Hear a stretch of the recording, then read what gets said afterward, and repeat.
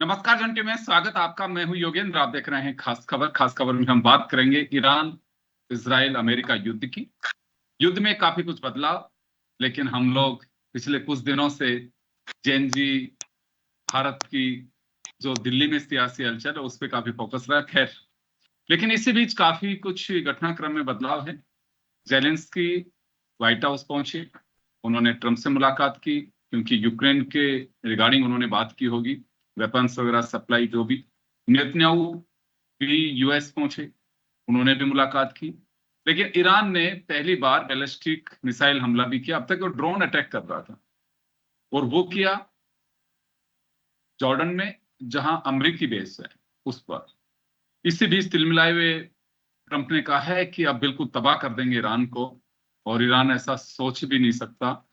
लेकिन ट्रंप कई बार ये बात कह चुके हैं कि ईरान तबाह हो चुका, उसके बाद कुछ पता नहीं। तुम्हारे वो क्या मारना है? अब जो नुकसान होना है वो आपका नुकसान होगा। खैर, ये मुलाकात के क्या मायने हो सकते हैं?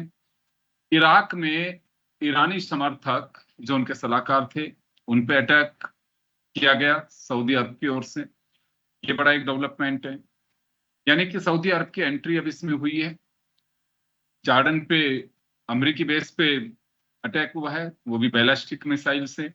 नेतन्याहू और जेडी वेंस, रूबियो और ट्रंप के साथ भी उनकी मुलाकात हुई है। तो क्या इसके मायने हो सकते हैं? हालांकि युद्ध के साथ ही जोड़ के देखा जा रहा है, तो बस बात यह है कि क्या ये युद्ध और बड़ी स्थिति में जाएगा, या फिर कहीं इसमें अभी कुछ सुलह की गुंजाइश है? हालांकि वार्ता चल रही है, इसके लिए कहा भी है ट्रंप ने भी कि बातचीत बंद नहीं होगी।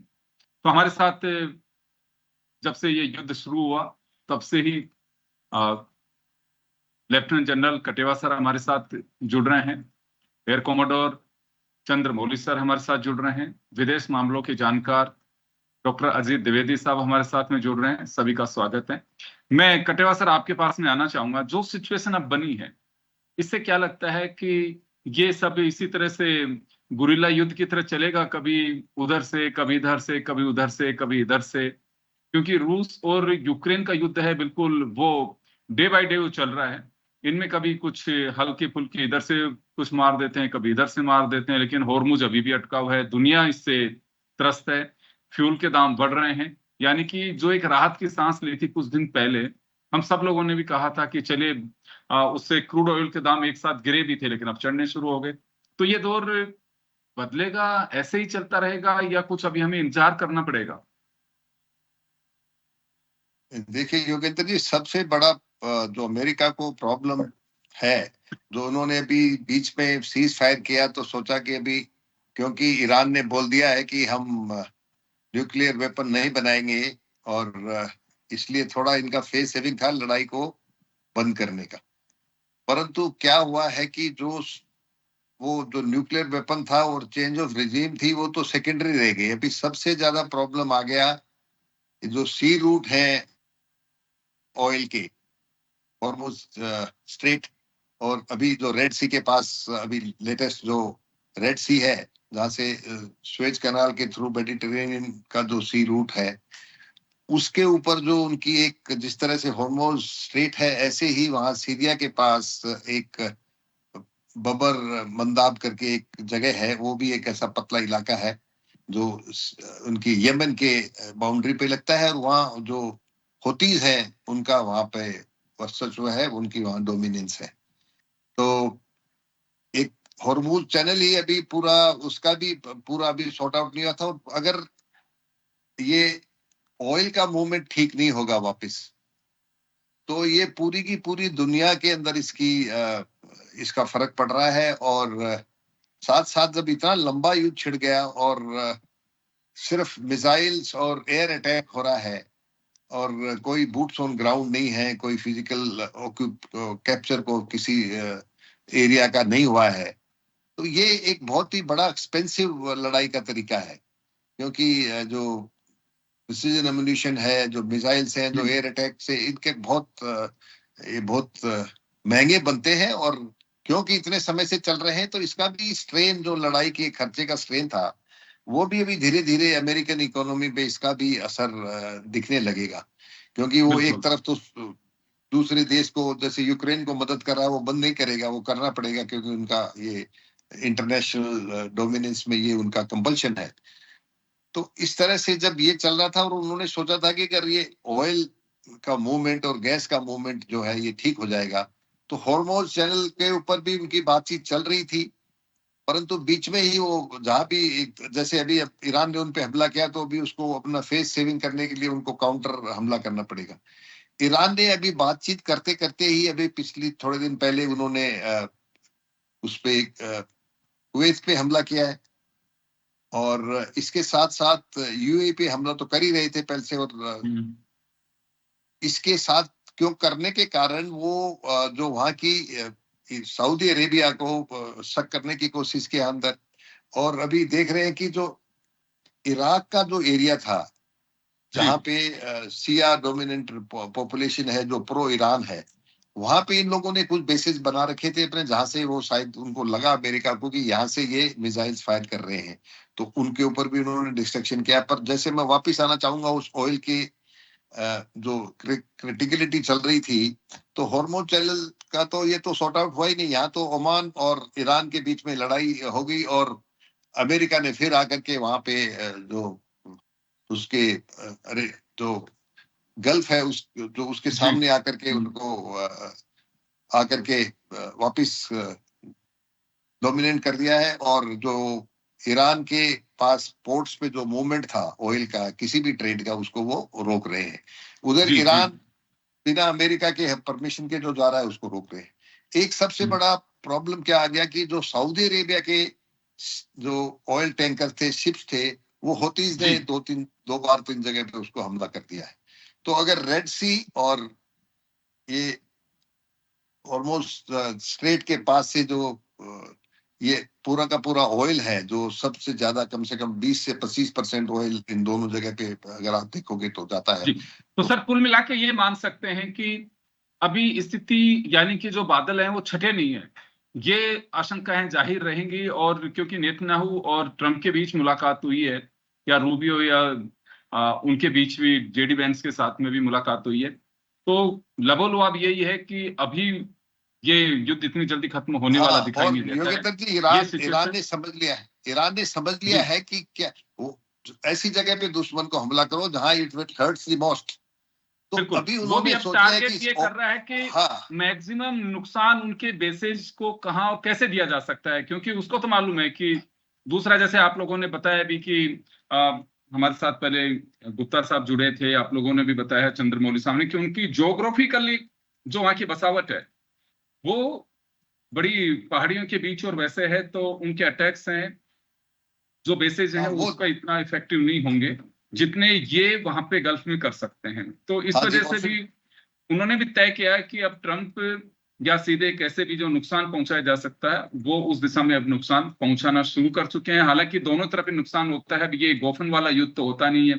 अगर एक मिसाइल भी निकलती है और एक आध मिसाइल से अटैक नहीं होता है, वो बल्क में जाते हैं, तब वो लगता है कि हाँ कुछ हिला है। बाकी तो ऐसे पहले वाली बात नहीं कि चलो मोर्टार को हाथ में लिया और फेंक दिया उसको तोड़ के गोले को, वो सब चीजें तो जमाना ही बदल गया। अब तो बॉर्डर क्रॉस करने की भी आवश्यकता नहीं होती, आप दूर बैठ करके ही अपने टारगेट्स पे अटैक कर सकते हैं। मैं चंद्रमौली सर का रुख करना, जी मैं वापस आता हूं सर, मैं एक बार चंद्रमौली सर का रुख करना चाहूंगा।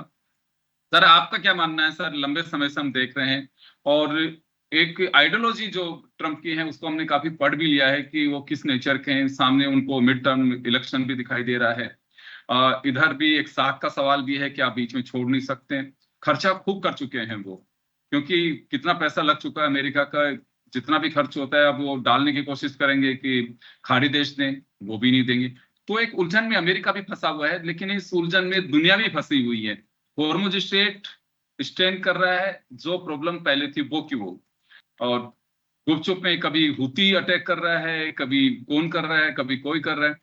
तो ये सिचुएशन सर अभी चलेगी, क्या मानना आपका? या फिर ऐसे ही कुछ छापामार युद्ध जिसे कहते हैं उस तरह से चलता रहेगा अभी? जी जय हिंद। ऐसी बात नहीं कि छापामार युद्ध चलता रहेगा। आपको मैंने पहले भी बताया था कि ईरान ने पाल रखे हैं एच से हमास, इधर से होती और उधर से अपना लेबनान के अंदर। तो ये भी कभी न कभी कुछ न कुछ करेंगे, बिकॉज ये इनके प्रॉक्सीज हैं। ये चाहता है ईरान को इतना पैसा दिया हुआ, तो अब युद्ध करेंगे। इन सब में सबसे अच्छी लोकेशन पे बैठा हुआ है लेबनान के हूती, और जैसा कि बताया है, बाब अल मंदब जो है वो सऊदी अरेबिया का जो पोर्ट है, ये बिल्कुल मतलब कि इतना नजदीक आ जाता है सी के ऊपर कि इस सी लेन के अंदर, रेड सी वाले सी लेन के अंदर अगर कोई भी निकलता है तो पहले हूती उसको पकड़ेगा। जैसे उन्होंने जहाज को तोड़ा है, उन्होंने वो उसको रोक सकता है, वो उस पर अटैक कर सकता है, और हूती किसी के कंट्रोल में नहीं है। यमन के सरकार छोड़ करके उनके कैपिटल को दूर बैठी हुई है, और कैपिटल में बैठा हुआ हूती का पूरा जज्बा, और वो वहां से कंट्रोल कर रहे हैं।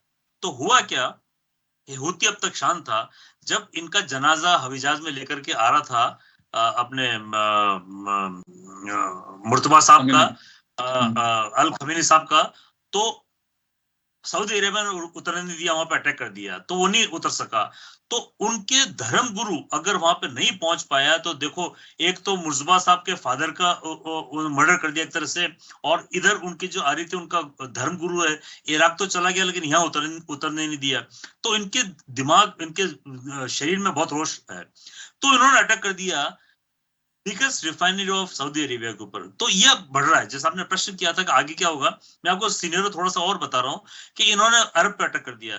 तो सऊदी अरब ने अटैक किया है इराक में, जो इसके प्रॉक्सीज बैठे हुए हैं ईरान के, और यूएस के किसी बेसिस पे अटैक भी करते हैं वहां पे, अपने पास ड्रोन्स रखे हुए उन्होंने, उस पर अटैक कर दिया। 12-15 लोग मारे भी गए, 50 लोग घायल भी हो गए। अब हूती सऊदी अरेबिया पे कर रहा है, सऊदी अरेबिया उधर कर रहा है, ईरान सऊदी अरेबिया पे अब तक नहीं कर रहा था, अब करेगा, शुरू हो जाएगा। तो सऊदी अरेबिया बुरी तरह फंसा हो सकता है, इकोनॉमिकली भी फंसा हुआ है, क्योंकि ईस्ट वेस्ट जो उनकी लाइन है पेट्रोलियम की, उसको ये हूती तोड़ रहा है। तो आप देखो डिप्लोमेटिक कितना बड़ा इनका हो रहा है कि नेतन्याहू पहुंच गए वहां पे, और वहां पे इतना प्रेशर डालेंगे ट्रम्प के ऊपर, पहले भी डाला था, और आप जानते हैं कि 2 महीने तक ट्रम्प ने किया क्या उसके बाद में, अब इतना प्रेशर डालेंगे। और जो ज्यू की लॉबी है इनकी पॉलिटिक्स के अंदर, पॉलिटिकल हेड्स जो वहां बैठे हुए हैं, वो कंट्रोल करते हैं। तो ट्रम्प बुरी तरह फंसा हुआ था, फंसा हुआ है। और अभी नेतन्याहू का जो अभी बयान वहां पे आएगा कि क्या बात हुई है, या हम जब न्यूज देखेंगे तो थोड़ी बहुत न्यूज आ रही है, लेकिन खास न्यूज, क्योंकि वहां पे जेलेंस्की भी था, तो ये न्यूज आने वाली है। अब ईरान मेरे ख्याल से वो पूरी तरह से नष्ट होने के कगार पे है, क्योंकि अभी अटैक जब बढ़ा रहा है, ट्रम्प का गुस्सा बढ़े जा रहा है, तो अटैक करेगा। लेकिन आप सोचो कि ये जयपुर, अगर हम माने तेहरान को, तो जयपुर के अंदर एक हवाई जहाज 2 या 4 बॉम्ब लेके जाता है, तो उसको एक बॉम्ब खड्डा करता है, करीब 8-10-15 मीटर का खड्डा करता है, और करीब 30-40-50 मीटर में डैमेज करता है, पूरी बिल्डिंग गिरा सकता है। तो जैसे सेक्रेटरीट हमारा है, या वहां पे अपने वो गृह मंत्रालय वगैरह मंत्रालय है, वो अशोक क्लब है, वहां पे हाई कोर्ट है, कितना तोड़ेंगे, इतना बड़ा कंट्री। और जैसा भी आपने बताया कि वो वास्टली फैला हुआ कंट्री, हिल्स के अंदर बैठे हुए, तो वहां पे लोग बैठे हुए हैं, तो रेसिप्रोकल अटैक भी कर सकते हैं, और करते रहेंगे। इसलिए युद्ध को निर्णायक जगह में लेके जाके पटकना इतना जल्दी नहीं देखा जा सकता है। ये भी अटैक करेंगे, वो भी अटैक करेंगे, वो लगातार बनाए भी जा रहे हैं अपने मिसाइल को, जबकि ट्रम्प साहब के 50% वेपन्स खत्म हो चुके हैं। उन्होंने अभी दो दिन पहले कंपनी को ऑर्डर किया हुआ है कि मेरे को फटाफट ट्रिपल द स्पीड के ऊपर पेट्रियट बना के दो। पेट्रियट एंटी एयरक्राफ्ट मिसाइल है, एंटी मिसाइल मिसाइल है, तो जो उनके बैलिस्टिक मिसाइल आते हैं तो पेट्रियट यूज हो रहे हैं। तो पेट्रियट अच्छा सटीक अटैक करता है, इजराइल के पास भी दे रखे हैं उन्होंने, और ये इनके बेसिस वहां भी दे रखा है। तो मैं ये कह रहा हूं आपको कि ये होड़ लगी हुई अभी, और साउथ कोरिया से, जापान से भी इन्होंने अपने वेपन मंगाए हैं। तो ये लड़ाई अभी बढ़ती जा रही है, और ये बढ़ती रहेगी, क्यों, अब गुस्सा है ईरान को तोड़ने का।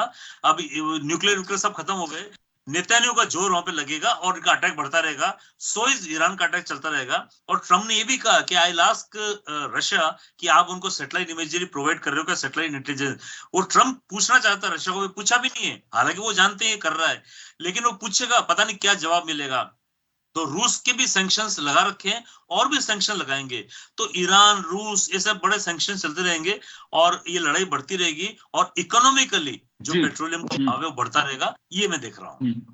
बिल्कुल आप सही कह रहे हैं, क्योंकि फिलहाल इसका एंड जो है, दी एंड पिक्चर का आता है, वो नहीं दिखाई दे रहा है। तो चलिए अब डॉक्टर अजीत अजीत द्विवेदी सर हमारे साथ में। सर, आपको क्या लगता है कि विदेश नीति पे क्या असर पड़ेगा? क्योंकि हमें, हमारी मजबूरी है कि रसिया से हमें फ्यूल खरीदना पड़ेगा। ट्रंप अपने टैरिफ को के रिकॉर्ड बनाए जा रहे हैं और हमारे साथ नहीं है। वो कह रहे हैं कि अगर रसिया से फ्यूल खरीदेंगे तो यूक्रेन पे अटैक बढ़ेगा। तो ये कुछ इस तरह की पॉलिसी हैं, अभी दुनिया को भी सोचने के लिए मजबूर करेंगे कि हॉर्मुज स्ट्रेट को भी इस तरह से पैक करके रख दिया है।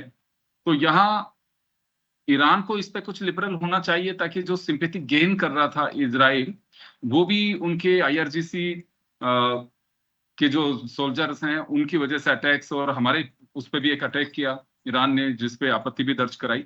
तो यहाँ चाल बदलनी चाहिए, कुछ उसको स्ट्रेटेजी बदलनी चाहिए कि हॉर्मुज चलिए मैं दुनिया के लिए खोल रहा हूं, लेकिन मैं अमेरिका को जो सपोर्ट करेंगे उनके लिए नहीं। तो कुछ ऐसी पॉलिसी उसको अपनाना चाहिए, उसके पास समय है अभी। देखिए, नमस्कार। जो ईरान ने अभी हॉर्मुज स्ट्रेट को बंद कर रखा, और भारत के लिए अगर आप सिचुएशन की बात करें तो निकट भविष्य में अभी हम उस संकट से निकलते हुए नहीं अपने आप को पा रहे हैं, क्योंकि पड़ोस में हमारी युद्ध हो रहा है।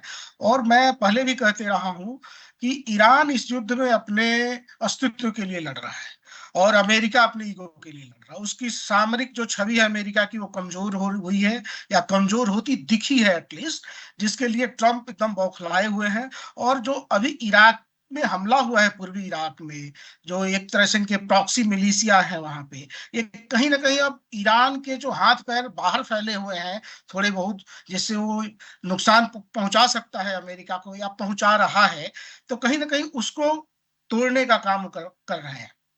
रही बात, आप देखेंगे कि सऊदी अरबिया पहली बार इस ऑपरेशन में ज्वाइंटली यूएस आर्मी के साथ ज्वाइंटली ऑपरेशन कर रहा है, जो इराक पे हमला हुआ है अभी। तो यूएई और सऊदी अरबिया, ये दोनों शुरू से ही अमेरिका को एक तरह से इनवाइट किए हुए हैं। वो युद्ध जो हो रहा है, कहीं ना कहीं मिडिल ईस्ट में अपने दबदबे को कायम करने की स्थिति है। एक चीज और देखिए, इसमें सामरिक लीड एक अमेरिका को पहले ही मिला हुआ है कि ये लड़ाई अमेरिका के जमीन पे नहीं हो रही है। हमारे साथ दो रक्षा विशेषज्ञ लोग जुड़े हुए हैं। ये द्वितीय विश्व युद्ध में भी हुआ कि ब्रिटेन इसलिए कमजोर हुआ कि वो लड़ाई यूरोप के जमीन पे हो रही थी, ब्रिटेन के पास हो रही थी, जमीन में हो रही थी, और यूएस उस समय लीडर बन के उभर गया सेकेंड वर्ल्ड वॉर के बाद। तो अभी तक अमेरिका का सिर्फ सामरिक और आर्थिक नुकसान जरूर हुआ है, लेकिन उसकी जमीन पर लड़ाई नहीं लड़ी गई है, इसका फायदा उसको मिल रहा है। यहाँ जमीन पर लड़ाई ईरान की लड़ी जा रही है, वो एक तरह से सामरिक, आर्थिक, और अब तो वहां राजनीतिक संकट भी गहराने लगा है। आपको पता है कि वहां आईआरजीसी और जो पॉलिटिकल तंत्र है, दोनों के बीच कई सारे मुद्दे पे मतभेद उभरने लगे हैं। इसका फायदा ट्रंप लेना चाहेंगे। और लेकिन इसका नुकसान, जहां तक आप कह रहे हैं भारत के संदर्भ में, तो हमको अभी इसका नुकसान होगा, चूंकि एक को भारत के लिए अभी खोलने नहीं जा रहा है, सीधी सी बात है। इसका खामियाजा दूसरा हम लोग ये हो रहा है कि ट्रंप जो रसिया पे आरोप लगा रहे हैं कि रसिया से आप तेल खरीदेंगे, उसका प्रयोग यूक्रेन पे हो रहा है, वो लगातार पीछे से भी करते आ रहे हैं। जब बीच में आपको युद्ध बंद था, तो उनका एक शगुफा है, कह सकते हो, भारत को और इन जैसे देशों को जो तेल पे डिपेंडेंट है, कहीं ना कहीं से तो हमको लेना ही है, तो हमको ये कह सकते मूल्य चुकाना पड़ेगा। लेकिन जहां तक बात है ईरान की, ईरान का अभी एक आर्थिक कह सकते हैं या मजबूत पकड़ है हॉर्मुज स्ट्रेट। वहां से अगर वो पीछे हटा तो खत्म है, युद्ध से ही बाहर हो जाएगा, एकदम हार जाएगा। अभी कहीं ना कहीं वो अपनी सांस ले पा रहा है, तो उस पर कब्जा करके या उसके साथ चुनौती देकर अमेरिका को, वो अभी लड़ाई में शामिल है, कम से कम दिख रहा है। अगर जहां उससे उसका अधिक कह सकते हैं कि पकड़ कमजोर हुई, अमेरिका उसको एकदम दबा देगा। और वो तो आज न कल दबना ही है, लेकिन वो जब तक खींच सकता है वो खींच रहा है अपने आप को, तो हम इस रूप में ही देख सकते हैं। जी, लेकिन दुनिया को तो काफी प्रभावित कर रहे हैं, क्योंकि क्रूड ऑयल देखिए, क्रूड के जो भाव हैं, हम पिछली बार देखे, जैसे युद्ध खत्म हुआ तो $70 के पास चले गए। अब जैसे जैसे धीरे धीरे अब 100 के क्रॉस कर रहे हैं। तो यहाँ दुनिया भी इससे प्रभावित हो रही है। हमारे पास में कोई रास्ता नहीं है कि हम रसिया से ही हमें लेना पड़ेगा फ्यूल। तो यहाँ अमेरिका अपने टैरिफ लगा रहा है, तो अब हमें भी बिल्कुल हमारी पॉलिसी में किसी तरह से कोई कंप्रोमाइज नहीं करना चाहिए, क्योंकि प्रेशर में एक बार आप आते हैं तो ब्लैकमेलर हमेशा आपको ब्लैकमेल करता रहेगा। तो ये वक्त है कि हमें भी अपनी खुलकर अपनी पॉलिसी पे काम करना चाहिए। बिल्कुल, और कहीं ना कहीं की जा रही है। आप देखें कि पीछे भी जब ट्रंप ने 50% तक बढ़ाया था टैरिफ, तो भारत कई मामलों में समझौता नहीं कर पाया। वो चाह रहे थे, उस दबाव में कई सारा ट्रेड जो हमारा एग्रीमेंट था उसमें कई सारा मोल भाव चाह रहे थे, जो नहीं किया गया। लास्टली उन्होंने जब देखा, कहीं ना कहीं उनके देश में जो उनकी इंटरनल जो व्यापार, अमेरिका एक तरह से मूल रूप से आप जी देखिए कैपिटलिस्ट कंट्री है, बिना व्यापार के वो दूसरे को कोई नुकसान नहीं पहुंचाएगा। वहां भी तो महंगा होगा चीज, उनके जनता के बीच भी वो लोकप्रिय है। तो एक समय के बाद वो पुनः डाउन किए। वो डराएंगे धमकाएंगे, एक आंशिक प्रभाव तो हम पे पड़ेगा। हमारे पड़ोस में झगड़ा हो रहा है तो हम शांति से नहीं रह सकते, उसका नुकसान हम पे भी पड़ेगा ही पड़ेगा। पड़ा ही है, हमारे कई लोग भी शहीद हो गए हैं उस युद्ध में, इनडायरेक्टली अगर कह सकते हैं।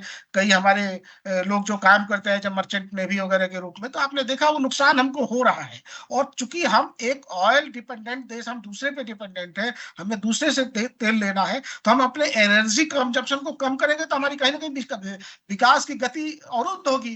पीछे कोरोना टाइम में काफी हम ऑलरेडी सब नुकसान झेल चुके हैं, तो हम इसको अफोर्ड कर नहीं सकते। तो जो भी हो, हमें तेल तो लेना होगा, और खुल के यहाँ हमारी बिल्कुल कूटनीतिक और राजनीतिक इच्छा शक्ति, हमारे पॉलिटिकल जो अभी तंत्र है उसको दिखानी पड़ेगी, और वो टैरिफ का को इग्नोर करते हुए हमें अपने आपूर्ति को जारी रखनी पड़ेगी। बिल्कुल, विकास का भोजन है एक तरह से फ्यूल, और इसके बिना काम नहीं चल सकता। जैसे आप खाने और पीने के बिना नहीं रह सकते, आपकी बॉडी काम नहीं कर सकती, उसी तरह से विकास का इंजन चलाना है तो आपको फ्यूल तो लेना ही होगा। कई बार ये होता है कि भूख लग रही है, ब्रेड का पैकेट इतना महंगा हो गया, लेकिन पेट में डालने के लिए लेना तो पड़ेगा। आपको विकास चाहिए, आपकी रफ्तार को बनाए रखना है, तो आपको फ्यूल तो लेना ही पड़ेगा। चलिए, मैं एक बार एक मिनट के लिए और लौटना चाहूंगा आप लोगों के पास में। मैं कटेवा सर का रुख करना चाहूंगा वापस। तो सर, मैं जो समझ पा रहा हूं कि अभी इस लड़ाई का अंत दिखाई नहीं देता। हो जाए तो रात को ही हो जाए, जब हम आज चर्चा कर रहे हैं कि हाँ चलिए ट्रम्प साहब, क्योंकि ये फैसला ट्रम्प को करना है कि लड़ाई रुकनी कैसे है। तो यहाँ कुछ उसी दिशा में ट्रम्प आपको दिखाई दे रहे हैं कि हाँ जा सकते हैं। योगेंद्र जी, ईरान को पता चल गया है कि ट्रंप को तो वो अमेरिकन आर्मी को तो वो हरा नहीं सकते, क्योंकि वो ट्रेडिशनल जो कन्वेंशनल वॉर है वो तो हो नहीं रहा है। अमेरिका जो उनके जो एयरफोर्स थी, इनका एयर डिफेंस था, वो काफी हद तक उन्होंने बर्बाद कर दिया है, नेवी भी बर्बाद कर दी है। परंतु जो छोटी छोटी बोट्स हैं और जो उनके आईआरजीसी के जो छोटे डिटैचमेंट्स हैं, और खास जी तौर से जो है जो शोल्डर फायर्ड ड्रोन्स हैं, मिसाइल्स हैं, वो बंद खत्म नहीं कर सकते, क्योंकि वो हर एक चप्पे चप्पे पे नहीं जा सकते थे। चंद्रमौली साहब ने बताया कि आप कितना सारा एयर पावर इस्तेमाल करो, पूरी दुनिया का बारूद पूरा एक जगह पटक दो, तो ईरान इतना बड़ा देश है कि एक एक चीज को तो नहीं आप खत्म कर सकते। आप एक बिल्डिंग को खत्म कर सकते हो, एक हेडक्वार्टर को खत्म कर सकते हो, कोई ब्रिज को तोड़ सकते हो, आप पूरी की पूरी देश को तो इस तरह से नहीं कर सकते। और वो तभी हो सकता है जब वहां की पब्लिक में वहां की रिजीम के खिलाफ कोई अपराइजिंग हो। जी, और वही तो ईरान ने धोखा खा सब गए, वही जब धोखा लड़ाई खा गए। सबसे मूल जड़ी ये रही, ट्रम्प साहब गच्चा खा गए यहीं पे। हाँ जी बिल्कुल।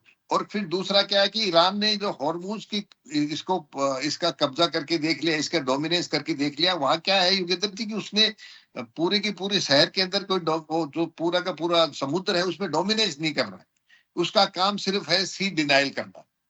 और जो एक दो जहाज जो जिसको उन्होंने मार दिया, तो उससे मैं से पहले ही बता सका आपको, जितनी ट्रेड की जो शिप्स हैं, इसके बहुत बड़ी जबरदस्त इसकी इंश्योरेंस होती है। हाँ, इंश्योरेंस कंपनी सब अपना हाथ पीछे खींच लेती है कि फोर्स मेजोर क्लॉज है, हम इसमें इंश्योरेंस नहीं देंगे। और भारत के ऊपर जहां तक इसका असर है, ऑयल जो था वो तो हम फिर भी कहीं दूसरी जगह से ला रहे हैं। हमारी सबसे बड़ी दिक्कत आती है नेचुरल गैस की और एलपीजी की, क्योंकि हमारा ज्यादा से ज्यादा रिक्वायरमेंट जो गैस की है वो इधर से इसी जगह से आती है और वो चैनल से आती है। तो वो अगर लंबे समय तक चल गया, और अभी तो हमारे हवाई जहाज, हमारे जो जहाज थे जो ट्रेड के थे, वो भी उन पे भी हमला हुआ है और हमारे सी फेरियर्स मारे गए हैं। तो ये देख रहे हैं। और अभी जो आज का जो लेटेस्ट डेवलपमेंट है वो जॉर्डन और कुवैत में जो इन्होंने हमले किए हैं ईरान ने, ये एक लग रहा है कि वो इसको लड़ाई को आगे फैला रहा है। अगर सारे के सारे गल्फ कंट्रीज के देश भी इसमें लड़ेंगे, तो एक तो अमेरिका पे इतना जबरदस्त प्रेशर है कि अगर इसको वो नहीं रोक पाया तो जो डोमिनेंस है अमेरिका का गल्फ कंट्रीज में वो खत्म हो जाएगा। वो नहीं चाहता कि खत्म। बिल्कुल, क्योंकि गल्फ पहले से ही कह चुके हैं कि हमने सुरक्षा के लिए भरोसा दिया था, और उसी के लिए हम हमारी तबाही देखने के लिए थोड़ी ना। और खाड़ी देशों की एक बात मैं कहना चाहूंगा, खासकर यूएई या दूसरे जो भी देश हैं, वो पीसफुल, वो नहीं चाहते हैं कि किसी तरह का पंगा हो। वो इन्वेस्टर्स को लाइक करते हैं, शांतिपूर्ण तरीके से अपने जो व्यापार है वो उनका चलता रहा। इस तरह के लड़ाई झगड़े नहीं देख सकते। छोटे कंट्री हैं लेकिन वो शांति बहुत चाहते हैं। वही सब कुछ उनकी इच्छा के विरुद्ध हो रहा है, तो वो बर्दाश्त नहीं कर पा रहे हैं। क्योंकि अमेरिका को भी आने वाले दिनों में अगर उन्हें ऐसा कुछ मिलता है आश्वासन कहीं से, तो अमेरिका से विड्रॉ भी कर सकते हैं कुछ कंट्री। खैर चलिए, ये बात की बातें हैं, लेकिन फिलहाल तो युद्ध रुके। तो मैं चंद्रमौली सर का रुख करना चाहूंगा। तो सर, फिलहाल तो ये कह सकते हैं कि दी एंड के लिए हमें वेट करना पड़ेगा। जी, हमें वेट करना पड़ेगा। और जिस तरह से अभी बात हो रही है कि जॉर्डन और कुवैत वगैरह पे अटैक किए हुए हैं, आप जॉर्डन देखो बिल्कुल इजराइल के पास घुसा हुआ है, इतना दूर है, पूरा इराक क्रॉस करके जॉर्डन आता है। बाकी तो कुवैत वगैरह, बहरीन वगैरह तो हॉर्मुज आई मीन खाड़ी के अंदर ही है। तो वहां उन्होंने बैलिस्टिक मिसाइल, तो मैं आपको थोड़ा सा दर्शकों को ये बता दूं कि ईरान की टेक्नोलॉजी देखो आप, कि जब एक बैलिस्टिक मिसाइल होता है, एक तो होता है क्रूज मिसाइल जो नीचे नीचे चला जाता है, और एक होता है बैलिस्टिक जो ऊपर जाता है, आयनोस्फीयर में जाकर के टर्न करके आता है। तो टुकड़े होते हैं। इराक के जो स्कड गिरते थे इजराइल के ऊपर, तो उनके पास ऐसा रडार्स है, वो देखते थे कि ये गिर रहा है, ये कहाँ गिरेगा, और नजदीक आता कहाँ गिरेगा। तो ऑलमोस्ट अबाउट 30-40 किलोमीटर से वो ट्रैक करते थे। जब वो किसी फील्ड में गिर रहा होता था उसको नहीं मारते थे, और जब अगर वो किसी पर्टिकुलर वाइटल पॉइंट पे गिर रहा होता तब उसको मारते थे। उनके मिसाइल बसते थे, उनके पास टेक्नोलॉजी थी। लेकिन ईरान इतना एडवांस्ड इस मिसाइल टेक्नोलॉजी में हो गया, even after 40 years of sanction, कि ये जब घुसता है तो मिसाइल तो छूट जाता है, यहाँ से बैलिस्टिक मिसाइल छूट जाता है नीचे, ओनली जो वॉरहेड होता है वो ऊपर आयनोस्फीयर में घूम रहा होता है, अपनी जगह पे जाके नीचे आता है। तो मैं दर्शकों को क्या बताना चाहता हूँ कि इन्होंने दो तरीके से बना दिया, कि नीचे जाता है और नीचे जाते जाते एकदम टेढ़ा होकर के फिर अपने टारगेट पे चला जाता है, यानी कि नीचे जा रहा है इस तरफ लेकिन टेढ़ा होकर। और दूसरी बात, मल्टी री एंट्री व्हीकल, यानी नीचे आ रहा है तो यहां से टूट करके 10 उसके बन जाएंगे और 10 अपने में टारगेट हो जाएंगे। इस तरह से अगर जॉर्डन कह रहा है हमने सब तोड़ दिए, हमने तोड़ दिया, आपके वहां आग क्यों लग रही है भाई, कुछ तो गिर रहा है ना वहां पे।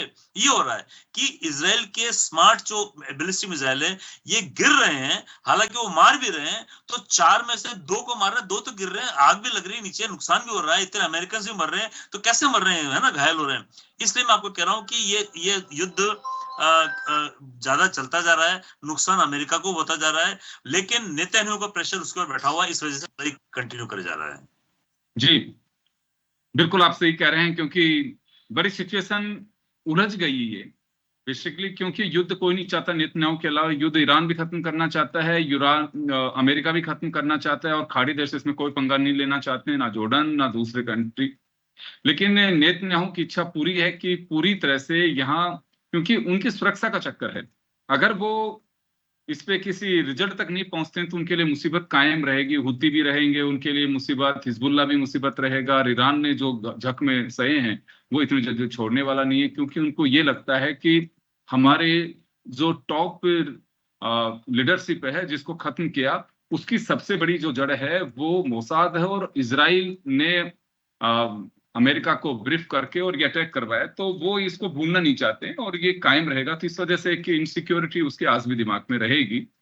मैं चलिए अजीत साहब 30 सेकंड में आपसे जानना चाहूंगा, तो फिलहाल नेतन्याहू हम ये चाह रहे थे कि अमेरिका जब तक नहीं चाहेगा, सोच रहे थे कि अमेरिका नहीं चाहेगा तब तक युद्ध खत्म नहीं होगा, लेकिन अब लगता है कि नेतन्याहू के पास में इस युद्ध की चाबी है, और वो जब तक खुद नहीं चाहेगा जब तक ये युद्ध खत्म नहीं हो, क्योंकि फंसा दिया है अमेरिका को और इतनी जल्दी बाहर निकलना बहुत मुश्किल है। देखिए, अमेरिका के जो सामरिक क्षेत्र है या निर्माण की जो कंपनियां हैं उसमें इजराइल के लोग काफी अंदर तक पैठ बनाए हुए हैं, तो कहीं ना कहीं उसका इन्फ्लुएंस तो रहेगा अमेरिका। दूसरी बात मैंने कहा कि जब तक अमेरिका को सम्मानजनक एग्जिट नहीं देता है ईरान, तब तक वो युद्ध से बाहर नहीं हो सकता। क्योंकि अमेरिकन लीडरशिप में जो ट्रम्प बैठे हुए हैं, मैंने शुरू के पहले की डिबेट में भी बताया कि एक शॉर्ट टेम्पर्ड व्यक्ति है और पॉलिटिकल टॉप लीडरशिप वही है, तो ऐसे व्यक्ति को एक सम्मानजनक एग्जिट चाहिए, और इसकी इच्छा कहीं ना कहीं अमेरिका की जो सामरिक शक्ति है वो भी चाह रही है, क्योंकि उसकी एक छवि वर्ल्ड लीडर की है, वो मजबूत बन के दादा बन के रहना चाहता है, तो चुपचाप दुम दबा के तो नहीं ही जाना चाहेगा। तो जब अब इस देखना है कि ईरान बर्बाद हो जाता है या बीच में कोई रास्ता आता है, तो इसका हम लोगों को इंतजार करना पड़ेगा।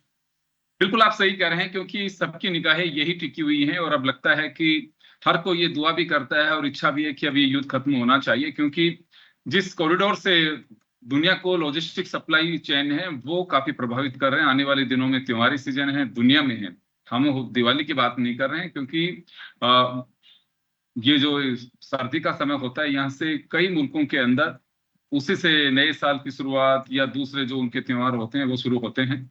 और यहाँ अब सबके सामने बड़ी दिक्कत है कि क्रूड महंगा तो सब चीज महंगी। तो यहाँ अब लगता है कि एक प्रेशर दुनिया का है, लेकिन इस प्रेशर से कोई काम चलने वाला नहीं है। वो तो जब तक ट्रंप जैसे अभी कहा कि ऑनरेबल एग्जिट उन्हें नहीं मिलेगा तब तक वो नहीं हिलेंगे। नेतन्याहू चाहेंगे कि उलझन अभी तक कायम रहे, जब तक मैं सिक्योर नहीं हूं तब तक कुछ नहीं होगा। ईरान देख रहा है कि तबाही हो रही है और भी होगी, लेकिन चलिए जितने दिन चला रहे हैं उतने दिन चलता रहना चाहिए, ताकि गल्फ कंट्रीज को इस बात का एहसास हो कि ईरान भी लंबी लड़ाई लड़ सकता है। सभी का बहुत बहुत शुक्रिया। खास खबर में इतना ही, दीजिए इजाजत, नमस्कार।